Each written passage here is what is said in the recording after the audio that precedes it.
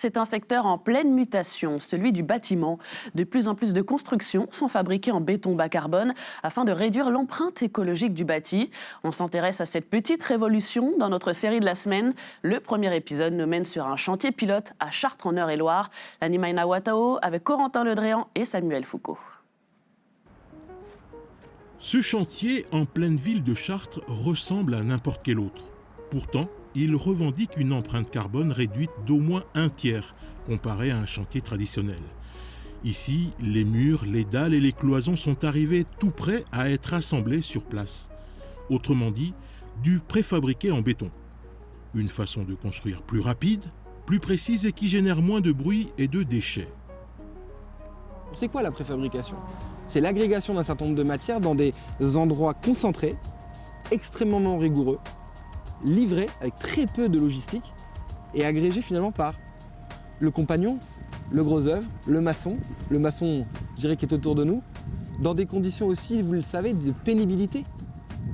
Aujourd'hui, l'industrie du béton préfab permet à un certain nombre de compagnons de travailler dans des conditions meilleures. Construire aujourd'hui, c'est aussi tenir compte de la contrainte climatique, car le béton reste le matériau le plus utilisé au monde, mais il est aussi responsable d'une part importante des émissions de gaz à effet de serre. Aujourd'hui, toute la filière doit se transformer et aller vers la décarbonation. Une trajectoire intégrée par ce bailleur social soucieux de continuer à construire de manière vertueuse. Mais ce modèle doit être viable, donc réplicable partout et à n'importe quelle échelle. Cette réplicabilité n'a de sens que si elle est soutenable économiquement, et le fait de mettre toute la chaîne de valeur autour de la table permet de garantir cette soutenabilité économique et donc la massification de ces modes constructifs qui est clairement nécessaire pour inverser cette trajectoire carbone, en tout cas aller chercher la neutralité carbone en 2050. Ce type de chantier appelé construction hors site implique que 80% des travaux soient réalisés en dehors du site d'implantation, dans des environnements contrôlés, comme ici, dans cette usine à 15 minutes de Chartres. Elle produit entre autres des parpaings, mais aussi de nombreux éléments en béton. Ce procédé permet d'éloigner les bruits des habitations et de réduire les espaces de stockage de matériaux.